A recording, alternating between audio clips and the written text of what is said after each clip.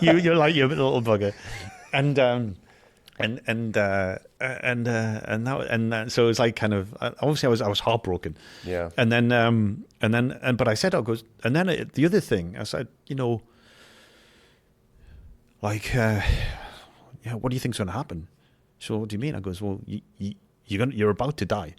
There's no denying this. You're dying.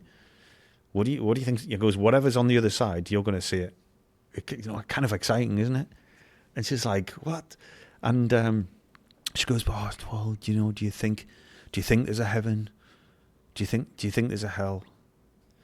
And she was like one of the nicest human beings. Everyone's got their faults, so she had very few, and she was a brilliant human being. And she goes, do you think I'm gonna go? Do you think there's a heaven or hell? I hope I don't go to hell. And I went, Andy Grace, we all know the answer to that. Sadly, you're going to go to hell with all the other Protestants.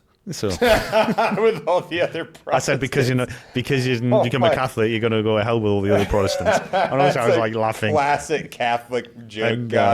And then when she retold that story to friends and people who came around, they were like, to her husband, who again was very close to me, is my Uncle Frank, as he's called in the book. They were like, you should punch him, you should give him a slap for that. That's just so out of line. But as I said, it's like, what else was everyone talking about?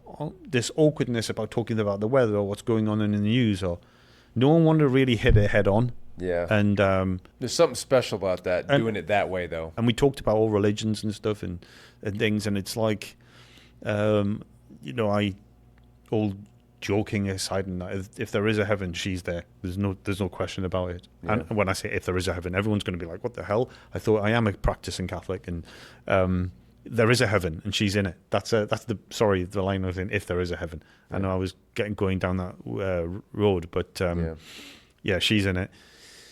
There is heaven and there is hell, but that was the point of just making light of a really dire situation. And then there was another uncle who was same thing, same kind of detail, and I joked when I got there. I said the same thing. I was like, hey, when do you think you're going to die?